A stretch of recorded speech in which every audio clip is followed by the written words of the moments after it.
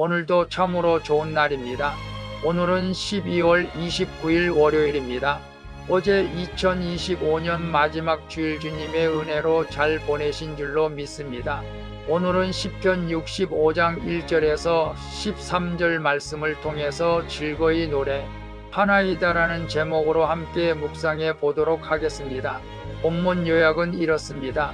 다윗은 기도를 들으시고 죄를 사하시며 성전에 거하게 하시는 하나님을 찬송합니다. 그리고 온 땅과 바다의 사람들이 의지할 하나님이 권능으로 자연과 역사를 다스린다고 노래합니다. 또한 땅을 돌보시고 곡식과 생명을 풍성히 주셔서 은혜로운 한 해를 허락하신 주님을 찬양하는 내용입니다. 말씀의 거울로 내 신앙 점검하기 1번을 봅니다. 오늘 내가 기도를 들으시는 주께 회개해야 할 죄악은 무엇입니까? 나는 주의 뜰에 살고 있습니까? 1절에서 4절을 보면 다윗은 찬송이 시온에서 주님을 기다린다고 노래합니다. 이처럼 찬양은 인간의 표현을 넘어 하나님이 임재를 기다리는 믿음의 고백입니다. 죄악이 우리를 넘어뜨릴지라도 하나님은 우리의 허물을 친히 사하십니다.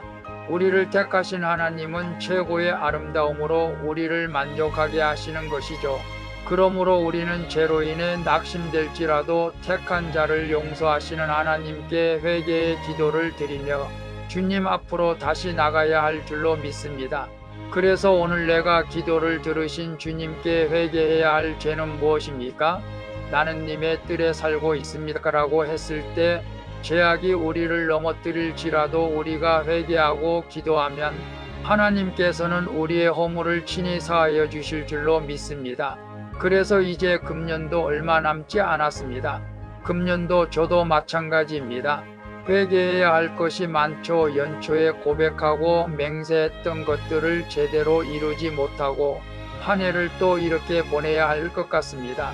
날마다 말씀을 묵상하면서 주님의 뜰에 살고 싶기를 바라지만 때로는 그러지 못하고 있는 나의 모습을 봅니다.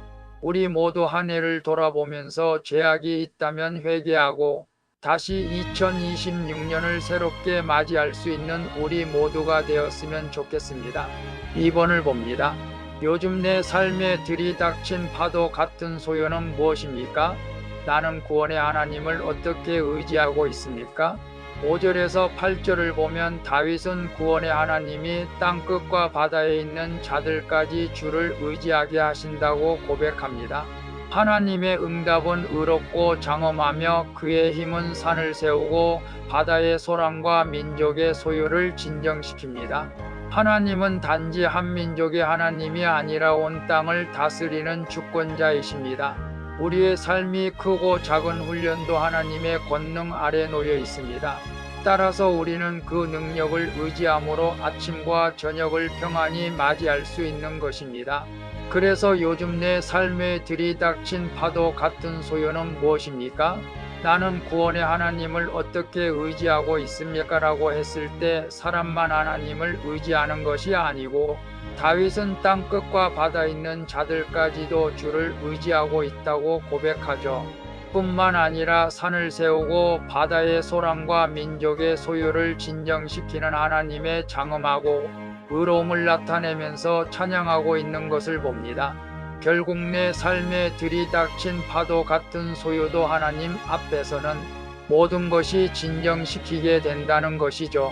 그래서 파도 같은 내 삶의 소유가 있다 할지라도 우리는 낙심하지 말고 구원의 하나님이신 예수 그리스도를 더욱더 의지할 수 있어야 할 줄로 믿습니다. 저도 엊그제 며느리가 손자를 낳았지만 혈관이 터져서 위기가 한번 왔습니다. 그러나 하나님께서 은혜롭게 잘 처리해서 지금은 회복 단계에 있습니다. 우리 삶에 원하지 않는 파도와 같은 소요가 있다 할지라도 구원의 하나님을 지속적으로 의지하는 자가 복이 있는 자인 줄로 믿습니다. 3번을 봅니다. 올해 한 해 주님이 나에게 씌워주신 은택과 관은 무엇입니까? 내 영혼의 메마른 밭고랑에 하나님의 말씀이 단비로 내리고 있습니까?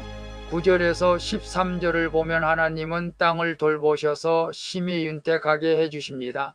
주의 은택은 단순히 물질적 풍요가 아닙니다. 땅을 예비하시고 싹에 복을 주시는 창조주 하나님의 섬세한 손길인 것이죠.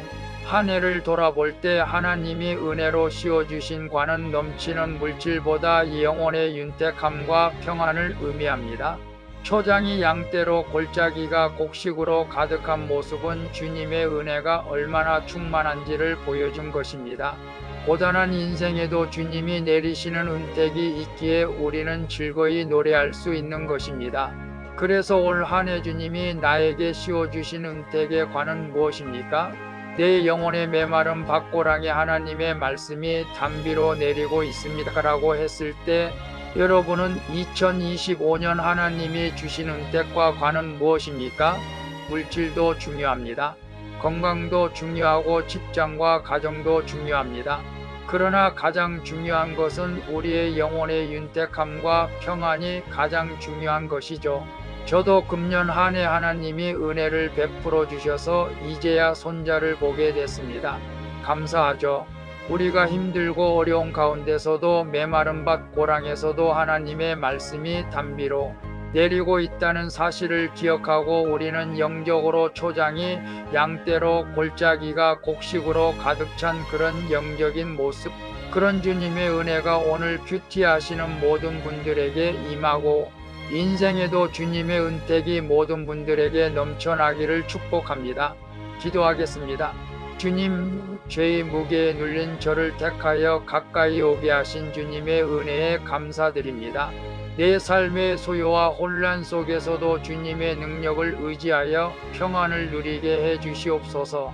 주님, 2025년 한 해 동안 베풀어 주신 주님의 은택을 찬송으로 올려드리며 주님의 임재를 더욱 기다리게 해 주시옵소서.